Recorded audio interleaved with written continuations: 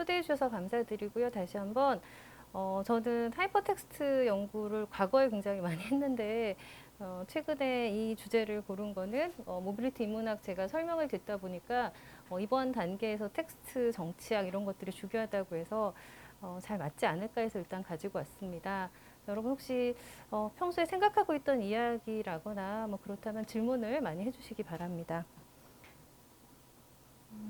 자, 열린 구조와 닫힌 구조에 대해서 말씀드릴 거고요. 그래서 하이퍼텍스트가 가지고 있는 구조적 특징이 사실 우리 현대에 우리가 가장 많이 사용하고 있는 디지털 네트워크의 기본적인 특성을 이룬다는 점을 중점적으로 설명해 드리려고 합니다. 그래서 제가 그 얼마 전에 그 민음사에서 나온 그런 잡지에서 이런 비슷한 글을 쓰기도 했는데요. 일단 굉장히 도발적인 명제를 던져서 여러분들에게 관심을 한번 끌어보려고 했는데 당신이 아는 매체는 소통의 도구가 아니다. 그러니까 우리가 사실 매체는 언제나 소통의 도구로 생각을 해왔는데 우리가 사용하고 있는 매체는 사실은 소통의 도구가 아니라는 거죠. 여러분이 이 강의원을 다 들으시면 저의 의견에 동의할 수 있도록 제가 한번 여러분들을 설득해 보려고 합니다. 자, 중요한 건 소통인데요. 문제가 되는 거는요. 사실은 우리가 사용하는 디지털 매체들은 소통이 아닌 확산에 더 중점이 놓여져 있습니다. 그러니까 디지털 매체의 가장 큰 특징은 확산이 잘 된다는 점이고요. 대신에 소통에는 굉장히 취약하다는 것이 이게 매체학자들의 주장이기도 합니다. 특히 디지털 매체로 실현되는 네트워크의 근본적 특성은요. 상호 평등적인 소통이 되지 못하고요. 위계적인 확산이 가능한 권력 관계라고 그렇게 설명이 될 수가 있습니다. 그래서 요즘 많이 이야기되는 이러한 단어들이 사실은 우리가 사용하는 매체의 특성을 집약적으로 보여주는 예라고 할 수 있겠습니다. 예를 들어 소셜 네트워크, 인플루언서, 팔로워 이런 것들이 사실 오늘 저희 주장을 뒷받침하는 그러한 증빙들이 되어줄 것 같습니다. 그래서 디지털 네트워크를 그럼 우리 어떻게 차근차근 설명해 나가냐 하면은 그 기본 단위가 가지고 있는 특성에 대한 설명을 드릴 건데요. 그것이 바로 하이퍼텍스트고요. 그 부분에서 우리는 하이퍼텍스트의 정치학을 이야기할 수 있을 것 같습니다. 그러니까 닫힌 구조로 이루어진 디지털 네트워크는 일단은 권력관계 속에서 움직이게 되고요. 그리고 소통이 아닌 확산의 기능을 갖는다는 것이 저의 오늘의 주제입니다. 자, 그러면 우리는 조금 더 근원적인 개념 정의부터 하고 시작을 할 필요가 있을 것 같아요. 그것이 바로 매체의 개념이고요. 이것이 어려운 이유는 매체 학자들은 다 자기 나름의 매체의 정의를 가지고 있고, 그리고 매체의 정의에 따라서 매체가 활용되는 그러한 분야라든가 연구되는 분야도 굉장히 상이하게 나누어집니다. 사실 같은 매체를 연구했다고 해서 또 영미권에서 공부하신 분이랑 유럽에서 공부하신 분이랑 말이 하나도 안 통해요. 그러니까 여러 가지 난점이 있는 것은 매체에 대한 개념 정의가 다르기 때문이에요. 그래서 항상 매체에 대한 개념 정의를 먼저 하고 시작하는 것이 가장 좋다고 생각을 합니다. 여기서 굉장히 일반적인 그러한 이야기를 드리도록 하겠습니다. 그래서 매체란 무엇인가 우리가 생각을 해보면 굉장히 일반적으로 어원을 따져 들어가면요. 일단 가운데 있는 그 무엇이라고 상정이 되는데요. 그러니까 가운데 있으면서 무엇을 매개하거나 전달을 가능하게 하는 것을 우리는 매체라고 보고요. 그것은 맨 처음이 나온 단어는 메타쿠라는 용어를 처음 사용한 사람이 역시 모든 것을 처음 사용했던 아리스토텔레스고요. 감각적 인지론에서 메타쿠란 말을 처음 사용하면서 이것이 어원이 되어서 나중에 메디움이라는 그런 매체 어원이 됩니다. 근데 이제 이러한 매체 가운데 있는 무언가를 전달해주는 매개체라는 그런 매체의 어원을 보면 사실은 매체의 투명성을 먼저 선언적으로 전제하고 있는 경우가 많은데요. 왜냐 무언가를 전달하기 위해서는 매체는 굉장히 투명해야 되거든요. 그러니까 그것이 전제라서 예를 들어 우리가 어떻게 설명을 하냐면 매체는 창문과 같다. 그러니까 창문을 통해서 우리가 바깥을 내다보려면 창문은 완전히 투명해야 되고 창문의 존재를 우리가 인식하지 않아야 돼요. 우리가 창문의 존재를 인지하는 순간 바깥의 풍경은 더 이상 보이지가 않습니다. 우리가 창문이 더럽네. 창문을 좀 닦아야겠네. 내가 저 창문을 언제 닦았지? 이렇게 생각하기 시작하면 바깥 풍경은 더 이상 인지되지 않는다는 거죠. 여기서 풍경은 매체가 전달한 내용이고 그리고 창문이라는 투명성은 매체의 형식이 됩니다. 그러니까 역사적으로 매체는 부정적으로만 자신을 드러내 왔어요. 그러니까 매체의 존재가 드러나는 순간 내용은 더 이상 수월하게 전달이 되지 않고요. 현대 예술은 바로 이 매체의 형식과 내용의 전달에 중요도를 어떻게 보느냐에 따라서 현대 예술이 다르게 전개되어 왔다고 할 수 있겠습니다. 근데 아무튼 매체 이론에서는 매체가 투명한 경우에, 다시 말해 완전히 탈물질화된 경우에만 명료한 묘사가 이루어진다고 보고 있어요. 그런데 매체가 투명한 적이 있었는가? 그것이 바로 우리들의 질문이기도 합니다. 자, 매체는요, 형식적인 특성을 언제나 가지고 있었고요. 보이지 않았지만 전달하고 있는 내용에 끊임없이 개입하는 것이 매체의 가장 큰 특성이라고 볼 수가 있겠습니다. 그래서 매체의 역사 속에 그럼 온전한 소통을 위해서 완전히 투명했던 매체가 있었는가? 그것이 질문이 되겠죠.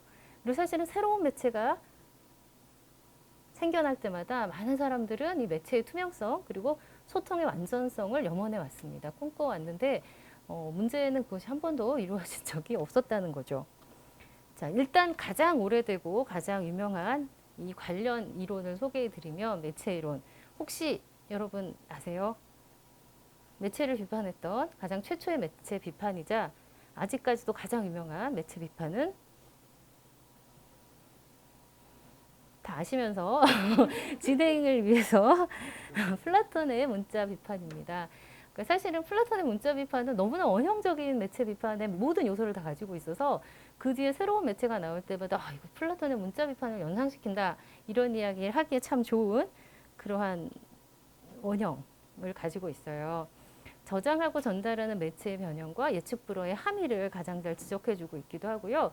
플라톤은 문자를 굉장히 크게 기억을 담보한, 사실은 인류가 문화를 축적하고 지금까지 이렇게 발달할 수 있는 이유는 문자 힘이 굉장히 컸을 텐데 오히려 플라톤은 문자라는 기술은 기억 대신 망각을 유발할 것이라며 강하게 비판을 하게 됩니다. 이것이 바로 사실은 매체 가지고 있는 어떤 이중성을 굉장히 잘 보여주고 있는 그런 비판이기도 한데요.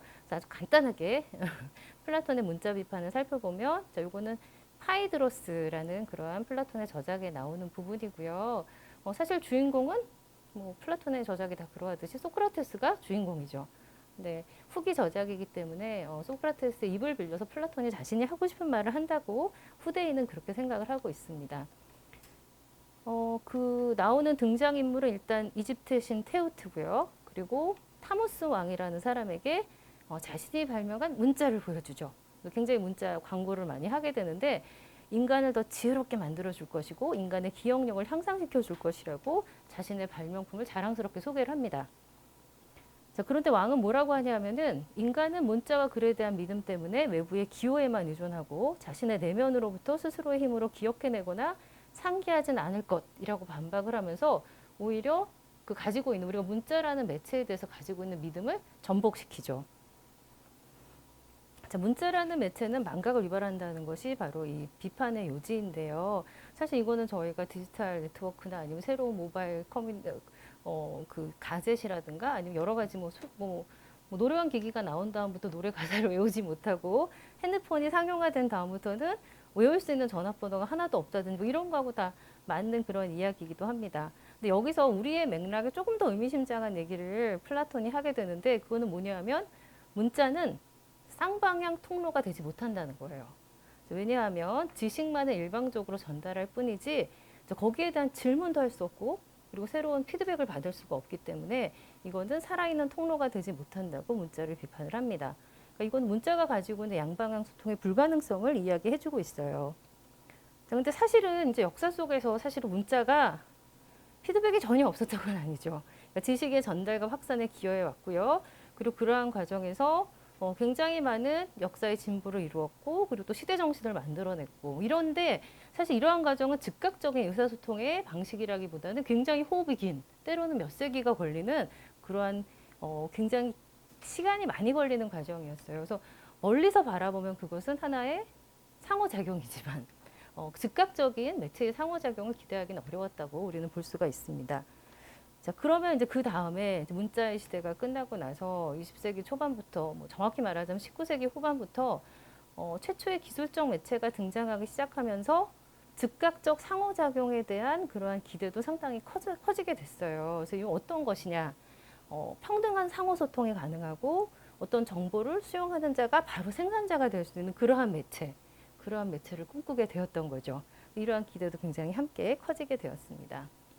예를 들어서 그러한 사람들을 살펴보자면 2차 세계대전에는 베르톨트 브레이트라는 독일의 극작가로 유명한 사람이죠. 사실은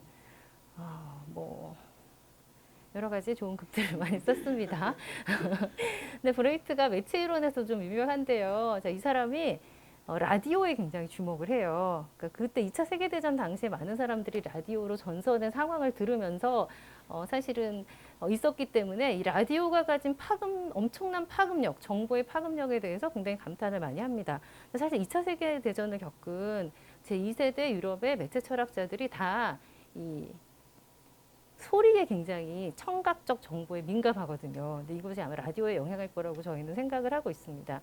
아무튼 브레이트가 이야기한 라디오 유토피아는 일단 일반적으로 수신하고 있지만 만약 정보의 수신자가 새로운 정보를 또 송신할 수 있다면 그러면 이것은 굉장히 민주적이고 그리고 즉각적인 상호소통이 가능한 새로운 매체 유토피아를 우리에게 만들어줄 것이라고 이야기를 하게 됩니다.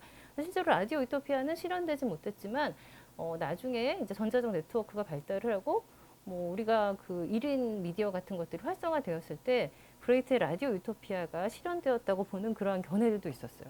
그러니까 계속 컨셉으로는 계속 존재를 하게 된 거죠. 또 60년대에는 플렉서스가 굉장히 활발했는데 현대 예술에서 요셉 보이스 같은 그러한 예술가들이 제록스 복사기로 역시 마찬가지로 수용자의 즉각적 생산자로의 전환을 꿈꾸었어요. 그러니까 예술이란 뭐냐? 예술은 항상 아무리 그 혁신적이었다 하더라도 결국 부잣집의 벽면을 장식하는 장식품으로 끝나는 운명인 것인가? 이렇게 이야기한 사람들이 이들이고요. 대신에 이들은 아무도 소유하지 않고 그리고 또 예술적인 경험은 충분히 할 수 있는 해프닝 같은 그런 새로운 형태의 예술을 추구를 했는데요. 그런 여러 가지 실험 중에 하나가 이 제록스 복사기와 관련된 거였어요. 그러니까 요셉 보이스가 자기가 작품을 만들어서 그걸 복사한 다음에 지나간 행인들에게 나눠줘요. 그럼 행인들은 즉각적으로 거기에 덧붙여서 자신의 무언가를 만들어내게 됩니다. 그래서 그걸 벽면 가득히 붙여서 700몇 개를 만들어서 종합적인 예술을 탄생을 시킵니다. 이건 예술의 수용자가 즉각적인 생산자로 전환되는 그러한 실험이었거든요. 이런 것들이 하나의 실험이었고요. 그리고 나서 이제 전자적 네트워크가 등장을 하게 되는데요. 여러분 전자적 네트워크가 되게 새로운 것 같지만 등장한 지 꽤 됐어요. 진짜 놀랍더라고요. 80년대 후반부터 등장했으니 그때는 아직 태어나지 않으신 분들 많이 있을 거라고 생각을 합니다. 저는 생생 기억을 하는데요. 이 전자적 네트워크가 등장하면서 이러한 양방향의 즉각적인 소통의 매체에 대한 기대는 최고조에 이르게 돼요. 그것이 이제 우리의 시대와 직접적으로 연결이 되기도 하죠. 근데 그것을 잘 나타내는 한 가지 단어가 바로 캘리포니아 이데올로기라는 그러한 단어입니다.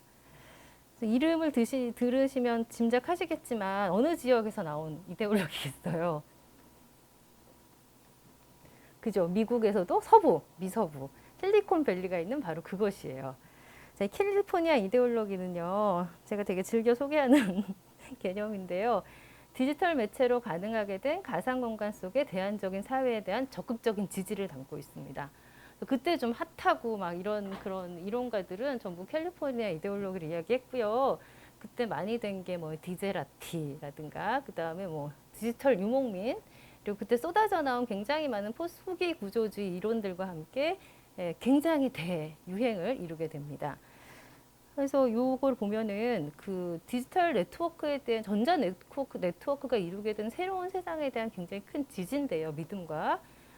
그때 상황을 봤더니 인터넷이라고 이야기하는 전자적 네트워크 안에서는 우리가 일상생활, 그러니까 진짜 생활, 리얼 월드에서 우리를 구속하는 굉장히 많은 경계들이 없더라. 예를 들어 나는 여성이 될 수도 있고 남성이 될 수도 있어요. 그러니까 성의 경계가 없고요. 국적도 그렇죠. 내가 어느 나라에 소속되어 있는가 인터넷의 세상에선 중요하지 않습니다. 인종도 중요하지 않고요. 그리고 성별도 중요하지 않고요. 여성이 남성인 것처럼 등장할 수도 있고 남성이 여성으로 등장을 할 수도 있습니다. 그래서 실제 삶을 제약하는 경계들이 모두 사라질 수 있다고 믿었어요. 그때는 디지털 네트워크 안에 어떤 정신적인 삶이 굉장히 더 가치 있는 것으로 보고 그 유심론이 굉장히 강성했던 때죠. 그 밖에 있는 것들은 이제 뭐 어떻게 굉장히 좀 몸을 경시하는 그런 문화가 생겨서 우리가 뭐 소프트웨어, 하드웨어 얘기하듯이 몸을 웨트웨어라고 부르던 시절이었습니다. 그러니까 젖어 있는 그 쓸모없는 뭐 고깃덩이 뭐 이렇게 본 거죠. 그러니까 우리가 이 디지털 네트워크 안으로 들어가면 이렇게 자유롭게 살 수가 있는데 현실에서는 구속받고 있는 게 많죠. 그래서 그런 것을 굉장히 잘 보여주는 것이 그때 그 진보적 지식인들의 창구 역할을 했던 와이어드라는 잡지가 있는데요. 이거 지금도 아직도 나오고 있어요. 이 와이어드 잡지의 표지를 보면은 장애인이 기계의 도움을 받아서 비상하는 그러한 표지를 담고 있습니다. 제목도 Your Body Get Over It. 그래서 극복하라. 너의 몸. 그래서 극복하라. 그리고 Think Mind Over Matter. 물질에 항상 정신이 우선한다는 걸 기억하라. 뭐 이런 식으로 새로운 네트워크에서는 그 정신의 우위성 네트워크에서 그런 것들을 이야기해주고 있는 거죠. 그러니까 많은 제약들이 사라진다고 봤어요. 그리고 그때 이제 유행했던 말을 아까 소개해드린 게 디제라티인데요. 그러니까 디지털 시대의 새로운 지식인인데 아까 말씀드린 것처럼 인종, 성별, 국적으로부터 자유롭다고 여겨졌던 그러한 것이어서 우리나라에도 약간 때늦게 한 90년대 중후반에 그러니까 영미권에서 유학하신 분들이 가지고 오셔서 약간 때늦게 한 10년 정도의 차이를 두고 유행을 한 적이 있습니다. 실제로 캘리포니아 락밴드가 영 디제라티라는 락밴드가 있었어요. 한번 잘 보세요. 왜냐하면 디제라티가 광고 막 그 이상적인 그러한 개념 안에서는 모든 차별을 뛰어넘는 그런 존재여야 하는데 실제로 이 서부 해안가에 실리콘밸리를 중심으로 이루어진 이 캘리포니아 이데올로기 속에서 디제라티란 사실은 중산층 백인 남성들로만 이루어져 있었던 게 사실이고요. 뭐 이러한 사람들이죠. 이미지가 뭐 크게 영은 아닌 것 같습니다만. 그래서 사실은 이거 굉장히 큰 허상이 그 안에 있었던 거죠. 근데 이게 비단 디제라티의 문제만이 아니라 캘리포니아 이데올로기가 가지고 있는 가장 큰 문제는 디지털 매체 자체가 사실은 그렇게 평등한 구조를 지향하지 않았다는 거. 그리고 네트워크 안에는 더 많은 제약이 있었다는 거. 그리고 그 안에 수없이 많은 경계는 실제 사회의 경계를 모방하고 있을 뿐만 아니라 또 새로운 경계 자체를 창조하고 있었다는 것을 간과하고 있었다는 거죠. 그러니까 디지털 매체 안에는 어떤 모든 거에서 자유로운 거라기보다는 새로운 경계가 계속해서 세워지는 그런 공간이고요. 그러니까 그것들은 굉장히 많은 보안 코드, 그 다음에 우리가 로그인해야 되는 여러 가지 것들로 이루어져 있었죠. 그리고 사실은 디지털 네트워크 자체가 로그인 할 수 있는 자와 로그인 할 수 없는 자로 일단 크게 계급을 나누는 새로운 그러한 경계가 되기도 했습니다. 자, 근데 저희는 좀 더 구조적으로 살펴보려고 해요. 그럼 디지털 네트워크가 왜 구조적으로 불평등한 구조인가?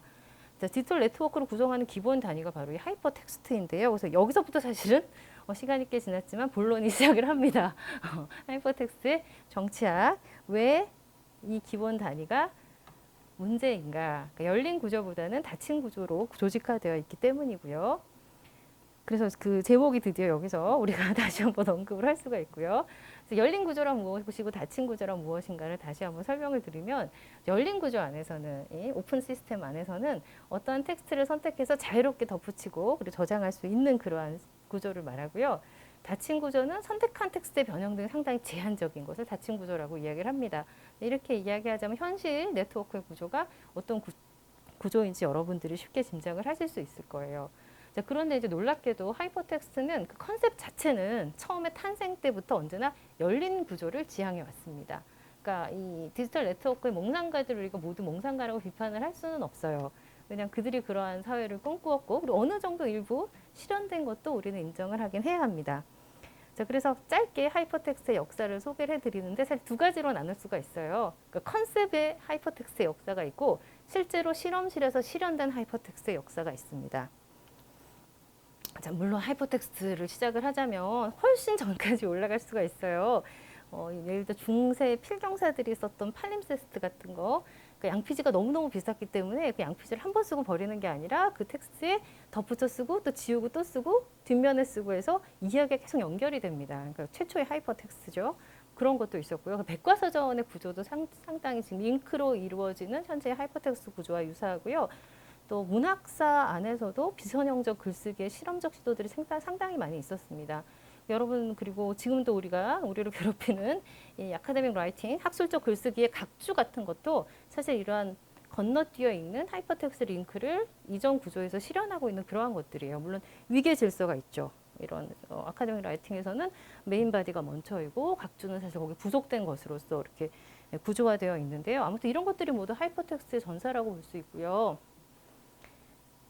근데 기술적 하이퍼텍스트를 이야기를 하자면 조금 늦게 시작을 합니다. 그 모든 참 굉장히 놀라웠던 시대인데 1960년대에 개발이 되고 80년대에 실험실에서 상용화되었다가 전 세계에 팍 퍼지게 된 거는 90년대 초반이죠. 월드 와이드 웹과 함께 전 세계로 퍼지게 됩니다. 자, 일단 그런데 저는 1945년도에 바네바 부시라는 그러한 사람을 언급을 하려고 해요. 사실은 이 바네바 부시의 제자들이 하이퍼텍스트를 실제로 실험실에서 만들었던 뭐 더글라스 엥겔바르트라든가 아니면 뭐 가상현실을 만든 뭐 이반 서덜랜드라든가 이런 사람들이 모두 바네바 부시의 제자들이거든요. 바네바 부시 자체는 정치학자였고 학자였는데 이 사람이 고안해낸 시스템이 메맥스 시스템이라는 것이 있습니다. 그러니까 여기 보다시피 기억을 확장시키는 기계라고 본인은 생각을 했어요. 자, 이거 1945년에 이 잡지에 나왔는데 이 잡지 지금 인터넷 찾아보면 원문을 모두 볼 수가 있습니다. 다시 서비스를 해놓고 있기 때문에 되게 그 네트워크의 순기능이죠. 이런 걸 찾아볼 수 있다니. As we may think, 우리가 생각하는 대로라는 그런 되게 짧은 기사고요. 여러분 상상하실 수 있듯이 그러니까 우리가 사실은 생각하는 방식과 텍스트가 조직화된 방식이 전혀 다르다는 거죠. 우리의 생각은 연상으로 자유롭게 뻗어나가서 A를 생각한다고 반드시 B, C, D 이렇게 생각하는 것이 아니라 A를 생각하고서 F를 생각할 수 있고 Z를 생각할 수 있고 아니면 이 시스템 바깥에 무언가를 상상할 수도 있는데 모든 인덱스는 텍스트의 인덱스는 A 다음에 B, B 다음에 C 이런 식으로 순차적으로 가게 돼 있다는 거죠. 그래서 이러한 거는 우리의 창조성을 도우게 하지 못하고, 그러니까 우리가 자유롭게 연상하기 위해서는 새로운 어떤 텍스트 시스템이 필요하다는 것이 바로 이 글의 골자이고요. 그래서 뭐 사실은 한번 상상해봐라 라는 것으로 이걸 썼어요. 그러니까 실제로 만들어지는 시스템이 아니라 이 사람이 하나의 컨셉으로 만든 거예요. 그러니까 모든 것들을 저장하고 자유롭게 꺼내줄 수 있고 내가 그것을 다시 엮을 수 있는 그런 시스템입니다. 그래서 인간의 두뇌의 작동 방식을 모방한 시스템이라고 글에 아주 분명하게 나와 있고요. 그래서 인간의 생각은 그렇게 작동하지 않는다라고 그렇게 이야기를 하면서 인간의 생각과 마찬가지로 조직되는 그런 텍스트 시스템에 대해서 어떤 한 가지 대안을 제시를 하고 있습니다. 자, 그래서 마치 오늘날의 전자적 데이터베이스처럼 작동하도록 되어 있는 기계를 상상 속에서 소개하고 있는 글이고요. 이후에 전자적 텍스트 시스템에 실제적으로 지대한 영향을 미쳤기 때문에 저희가 항상 하이퍼텍스트의 전사에서 컨셉을 이야기할 때는 바네바 부시의 메맥스 시스템을 이야기하곤 합니다. 그래서 위계적인 아닌 자유로운 연상에 기초했다는 게 가장 큰 매력이라고 할 수가 있습니다. 그래서 사실은 근데 지금의 우리가 생각하는 어떤 하이퍼텍스트 시스템하고는 사실 약간 거리는 있어요. 그러니까 연상의 원칙에 따라서 텍스트의 내용적인 정보들을 선택하고 열람하고 덧붙일 수 있는 그런 시스템이고요. 라이팅할 수 있다고 되어 있고요. 나중에 이제 제자들이 아마 이런 시스템을 이야기하지 않았는가, 두 개의 모니터가 있고 그다음 텍스트가 자유롭게 선택될 수 있는 그런 거를 하지 않았나 후대에 복원한 그런 그림이기도 합니다. 이것보다 지금 현재와 가까운 건 요 다음 컨셉인데요. 이거 제가 아까 소개해드렸듯이 바네바 부시의 제자들이 실질적으로 각종 컴퓨터 시스템을 모두 발달을 시켰어요. 그 더글라스 엥겔바르트, 클로드 셰넌, 이바 서덜랜드는 모두 컴퓨터의 발전에도 관계가 있는 사람들이고 그다음 하이퍼텍스트 발전과도 관련이 있는 사람이고 또 부속 장치하고도 관련이 있습니다. 더글라스 엥겔바르트는 예를 들면 마우스를 발명한 사람이기도 해요. 현재 우리가 마우스가 없으면 그 컴퓨터와 인터랙션에 대해서 굉장히 다른 생각을 갖고 있었을 텐데 뭐 그러한 사람들이기도 합니다. 자, 보다 현재 하이퍼텍스트와 밀접한 관련을 가진 컨셉을 고르려면 1960년에 테오도르 넬슨을 꼽을 수가 있습니다. 좀 테드 넬슨이라고 약칭으로 부르기도 하는데요. 이 사람도 사실은 되게 몽상가예요. 말하자면. 그러니까 아카데미즘 안에서 공부한 사람이 아니라 나중에 물론 도쿄대 그 교수로 가 있기는 했습니다만 자유롭게 하이퍼텍스트를 상상했던 사람인데요. 테오도르 넬슨이 하이퍼텍스트라는 용어를 처음으로 사용한 사람이기도 합니다. 근데 그때 이 사람은 대학생이었어요. 저희가 테크놀로지의 역사를 보면 대학생들이 참 굉장히 많은 것들을 이루었는데 그 중에 하나입니다. 이 사람 하버드 대학 문과대 학생이었는데 어떻게 대학생인데 하이퍼텍스트의 개념을 최초로 사용한 사람이라고 공인을 할까 하면 이 사람이 증명을 할 수 있기 때문에 그래요. 1960년에 자신이 제출했던 레포트에 하이퍼텍스트라는 용어를 가지고 이 시스템을 정확히 그려낸 증빙을 가지고 있습니다. 그래서 테오도르 넬슨은 전 세계적으로 하이퍼텍스트라는 용어를 처음 사용한 사람으로 공인이 되고 있고요. 그때 테오도르 넬슨 20대 이 청년이 대학생이 하이퍼텍스트를 어떻게 정의했냐면 비선형적인 글읽기와 글쓰기라고 정의를 했는데요. 이 정의는 놀랍게도 2000년대 초반까지 하이퍼텍스트와 관련된 모든 책에 이 정의가 그대로 사용되게 됩니다. 사실 정확한 건 아니에요. 왜냐하면 비선형이 아니고 다선형이거든요. 우리가 아무리 하이퍼텍스트로 이야기를 조직을 해도 그것은 비선형이 되는 게 아니라 선형이 돼요. 왜냐하면 내가 선택하는 거에 따라서 이야기는 하나니까 아무튼. 근데 그게 선택을 여러 개 할 수 있으니까 다선형이 되는 거죠. 아무튼 그렇게 이야기를 했고요. 이 그림 여러분이 기억을 해주시면 좋을 것 같아요. 테오도르 넬슨이 자신이 생각하는 하이퍼텍스트로 만들어진 텍스트 시스템을 구조화했을 때 이렇게 될 거라고 했어요. 모든 것들이 서로 깊게 엉켜 있다. 연관되어 있다. 그러니까 지금의 웹 구조를 우리가 상상할 때 바로 이러한 구조를 생각하고 있기 때문에 이런 것들이 사실은 어느 결절점에서도 정보가 뻗어나고 정보를 수신하고 우리가 생각하고 있는 어떤 굉장히 상호 소통이 가능한 평등한 네트워크라고 이야기할 수 있는 그러한 구조죠. 여기에서 후기 구조주의자들은 리좀 구조를 생각을 해내기도 하고요. 되게 여러 가지와 연관이 되어 있는 그러한 그림이기도 합니다. 자, 테드 넬슨의 하이퍼텍스트는요, 말하자면 가지를 치고 독자들에게 선택을 허용하는 텍스트, 상호작용적 화면에서 가장 잘 읽히는 것이고, 쉽게 말해서 끈들에 의해 연결된 일련의 텍스트의 덩어리들로서 독자들에게 자기의 선택에 따라서 모두 다른 그러한 경로를 제공하는 것이라고 할 수 있습니다. 자, 그래서 약간 두 개의 컨셉이 차이가 있어요. 부시의 메맥스 시스템만 하더라도 개인적인 사용을 목표로 했거든요. 그러니까 개인의 지력을 증대하는 목표를 갖고 있었고요. 근데 넬슨의 하이퍼텍스트는 텍스트들의 연합, 이거보다 조금 개념이 커지죠. 그러니까 네트워크를 목표로 하고 있었습니다. 그 개인적 사용을 뛰어넘어서 다른 사람이 쓴 텍스트도 역시 열람하고 덧붙일 수 있고 공동으로 작업할 수 있는 콜라보레이션 할 수 있는 그런 시스템을 꿈꾸었다고 할 수가 있습니다. 자, 그래서 이제 이 테드 넬슨이 꿈꾸었던 프로젝트는 제너드 프로젝트예요. 자신이 생각했던 그런 하이퍼텍스트 데이터베이스에 기반한 세계적인 네트워크를 만들려고 했는데 이것이 계속 지연됐어요. 그러니까 예를 들어 90년대 완성을 시키겠다. 근데 96년에 완성을 시키겠다. 2002년에 완성을 시키겠다 하고 결국은 완성하지 못한 것으로 여겨지고 있습니다. 그러니까 뭐 이 디지털 네트워크계의 풍운하라고 할 수가 있죠. 자, 근데 이 테드 넬슨의 하이퍼텍스트 개념은 굉장히 이상적인 원형 개념으로서 사실은 현실화된 여러 하이퍼텍스트와 비교하여 지금 우리가 하이퍼텍스트가 어떤 약점을 가지고 있느냐를 이야기할 때 굉장히 많이 인용되는 부분입니다. 자, 텍스트를 언제라도 고칠 수 있고 또 다양한 텍스트를 동시에 불러내어 비교할 수 있는 시스템을 꿈꾸었고요. 그 대신 다 넘버링을 해서 새로운 버전 텍스트는 새로운 넘버를 붙여서 이전의 텍스트와 모두 저장을 할 수 있도록 만들었습니다. 그러려면 엄청난 저장 공간이 필요했고요. 사실 예나 지금이나 디지털 네트워크에서 가장 문제가 되는 것은 저장 공간이죠. 우리는 언제나 저장 공간이 부족합니다. 자, 이것을 문서들의 우주, 그러니까 다큐버스라고 명명을 하게 됩니다. 현재 현실 하이퍼텍스트 시스템에 비하면 매우 이상적인 컨셉인데요. 이러한 것들과 비교해 보면 우리가 사용하고 있는 하이퍼텍스트가 가지고 있는 그러한 약점들이 굉장히 잘 드러나게 됩니다. 자, 그럼 이러한 이상적인 하이퍼텍스트 컨셉에 비해 현실화된 하이퍼텍스트 시스템은 과연 어떠한 모습일까요? 자, 하이퍼텍스트 프로그램이 어떻게 개발되어 왔는지를 먼저 보여드리도록 하겠습니다. 간단하게요. 아까 설명드린 더글라스 앵겔바르트라든가 앤드리스 반담 등이 60년대 후반에 하이퍼텍스트 에디팅 프로그램을 개발하게 됩니다. 요거는 실험실 안에서만 사용할 수 있었고요. 또 개인적인 사용을 목표로 한 것이었어요.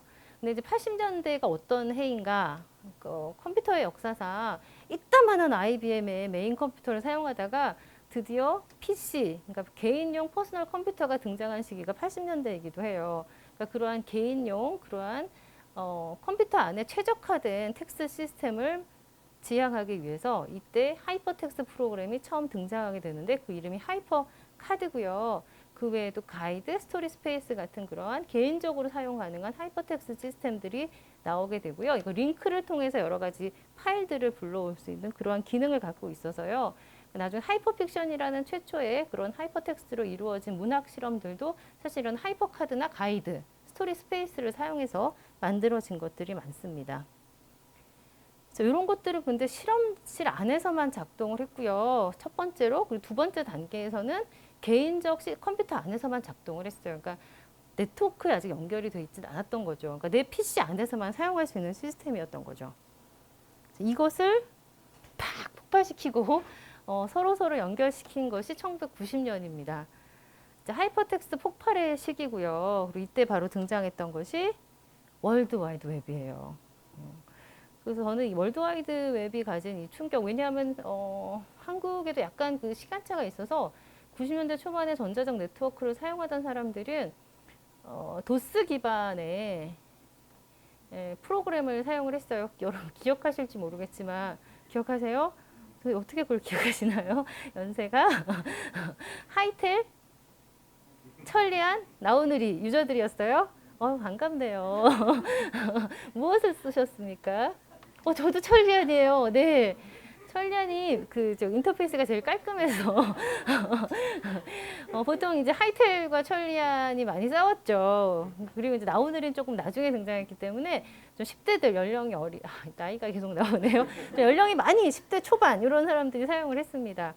그렇게 도스 기반의 텍스트로 저희가 인터넷을 사용을 하다가 갑자기 웹이 등장하면서 모든 것이 비주얼화 됐어요. 이 월드와이드 웹이 가진 그 폭발력은 정말 당시에 굉장했는데 월드와이드 웹은 하이퍼텍스트 시스템과 컴퓨터 네트워크를 결합을 시킴으로써 이 하이퍼텍스트 시스템을 폭발시킨 전 세계로, 그리고 또 전 세계의 빠른 디지털 네트워크화를 이루어낸 그런 장본인이라고 보고 있습니다. 사실 얼마 전에 와이어드지 표지가 웹 이즈 토드, 웹이 죽었다라는 거였거든요. 그래서 저 굉장히 참 내가 너무 오래 살았나? 웹이 죽었다라는 표지를 볼 날이, 그 PC도 죽었다, PC즈 때도 나왔었어요. 그러니까 우리 시대는 PC도 죽고 웹도 죽은 그런 너무 미래화된 현재에 살고 있는 것 같긴 한데, 아무튼 월드 와이드 웹이 등장할 당시에는 굉장히 큰 폭발력을 가지고 등장을 했습니다.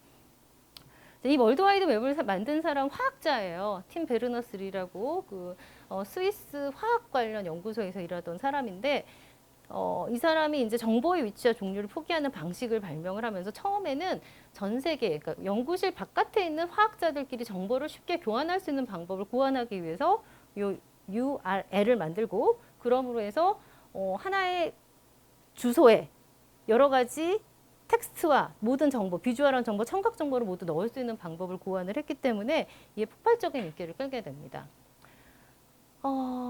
그래서 문서, 이미지와 소리도 포함하는 그 멀티미디어가 된다는 점이 굉장히 획기적이었고요. 그리고 나서 또 여기 대학생이 하나 등장을 하게 되는데, 마크 안드레센이라는 북유럽이에요. 스웨덴인가요?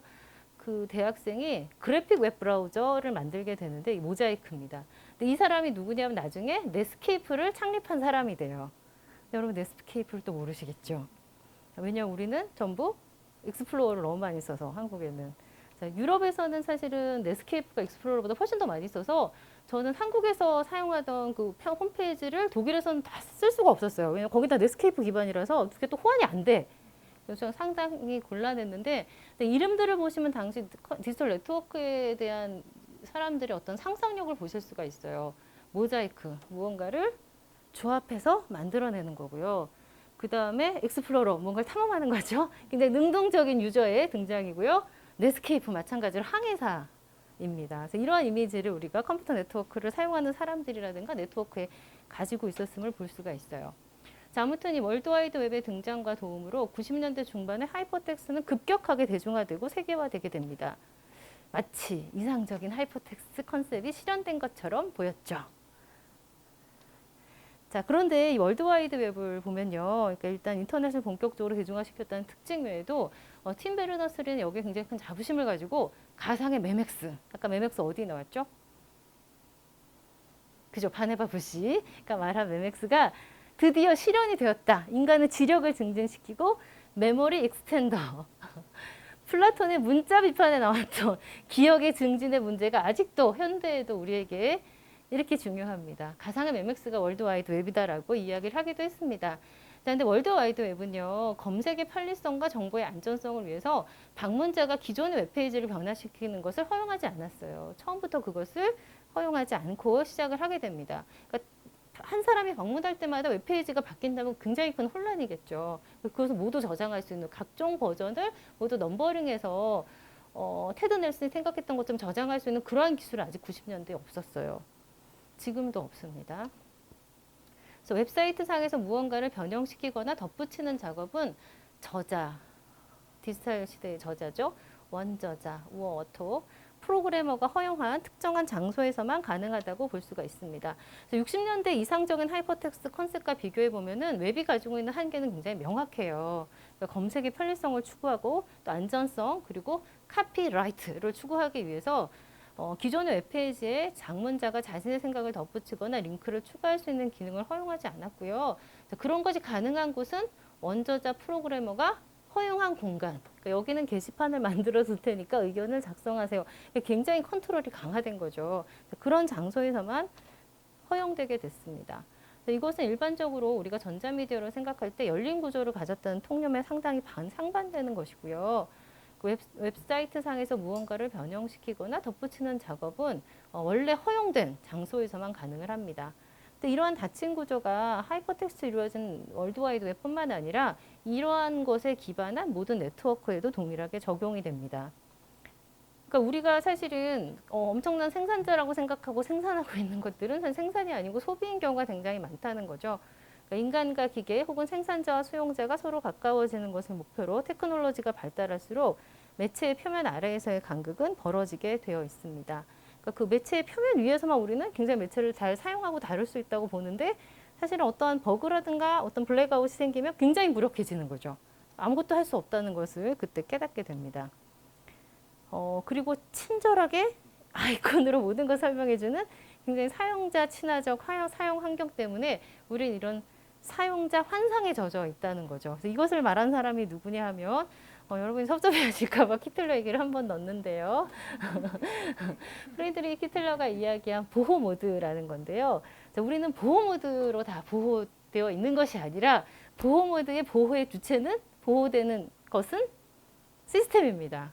우리는 다 서투른 사용자들이에요. 그러니까 여러분 그 도스에서 윈도우로 발전하고 그 사용자 시스템이 발전한 단계를 보시면 사용자가 어떤 취급을 받는지 잘 알 수가 있습니다. 그러니까 예전에는 우리가 모두 모든 파일을 열어보는 게 가능했거든요. 근데 최근에 우리는 모든 파일을 열어볼 수가 없어요. 제어판만 열어봐도 벌써 경고가 뜹니다. 그러니까 잘못 실수로 지우면 시스템이 어떻게 될 수 있으니까 서툰 니들은 좀 나가줘라는 그런 경고가 뜨고요. 보호 모드에서 보호되는 건 시스템 자체고요. 누구로부터 보호하느냐? 우리로부터, 사용자로부터. 그러니까 사용자는 상당히 점점 더 무력하고 그 매체의 그 표면 위에서 잘 사용하고 있는 것처럼 보이지만 사실 우리가 아는 건 거의 없는 거죠. 자, 이걸 보호 모드라고 프레드릭 키틀러가 표현을 했고요. 그리고 이분은 좀 독설가이기 때문에 어떻게 더 얘기를 했냐면 지금 제2의 중세시대가 펼쳐지고 있다. 그러니까 중세시대 엘리트 계층이 일반 농노들에게 문자를 알려주고 싶지 않았기 때문에 성서를 사파로 설명을 해준 것처럼 친절히 자기 오병이어의 기적이야 산에 예수님이 올라가 이런 식으로 표현을 했던 것처럼 지금 우리 시대 엘리트들은 평범한 유저로부터 전체 시스템을 보호하고요. 그 대신 친절한 그래픽 사용자 환경을 제공하고 있다는 거죠. 우리는 간단하게 파일을 집어서 가상의 휴지통에 집어넣는데 실제로 그 밑에서 어떠한 명령이 수행되고 있는지는 몰라요. 그런다는 거죠. 이런 거를 보호 모드와 사용자 환상이라는 용어로 표현을 했습니다. 그러니까 실제로 시스템에 대해서 아무것도 모르면서 잘 통제하고 있다고 생각하는 환상인 거죠. 자, 그래서 다시 우리 시대에 이러한 것들을 다 종합해서 우리 시대의 소셜미디어로 다시 돌아오도록 하겠습니다.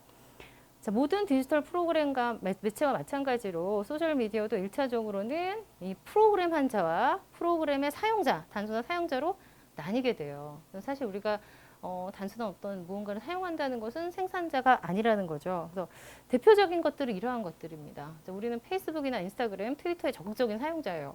우리는 그것을 사용해서 무언가를 생산하고 있는 것일까요? 내 사진도 올리고 밑에 뭐 나는 외로울 때 눈물 흘리다 이건 미니 홈피인가요? 아무튼 그러한 글을 올리는 것이 창조적인 생산자일까? 아니면 아주 잘 만들어진 프로그램의 소비자일 뿐인가에 대해서 우리는 생각할 필요가 있습니다.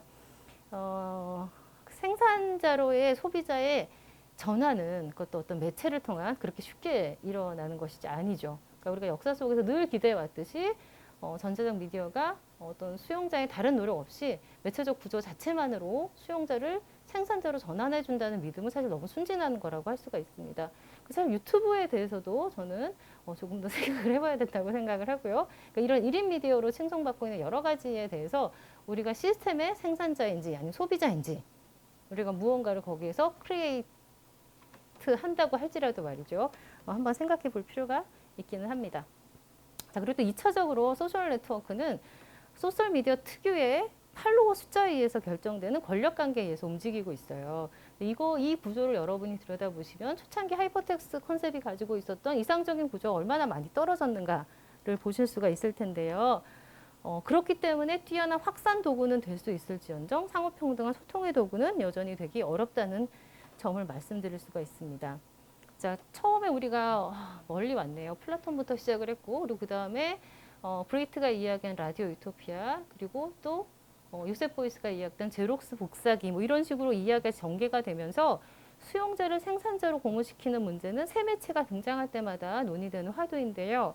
그러니까 디지털 기반의 매체가 이를 구조 자체로, 그러니까 매체 자체로 실현할 것이라는 기대는 역시 늘 되풀이되는 환상으로 보입니다. 그래서 여러분 이 두 가지 비교를 해보시면, 자, 이것이 아까 이야기했던 굉장히 평등한, 그러니까 자유로운 창작자로 전환이 가능한, 내가 어떤 텍스트를 선택해서 그것을 읽고 거기에 글을 덧붙일 수 있으며 새로운 글을 마련해서 새로운 버전을 저장할 수 있는 그러한 것이 이런 웹 구조라고 한다면, 사실 지금 소셜 네트워크의 구조는 나무 구조예요. 그러니까 하나의 포인트가 있고요.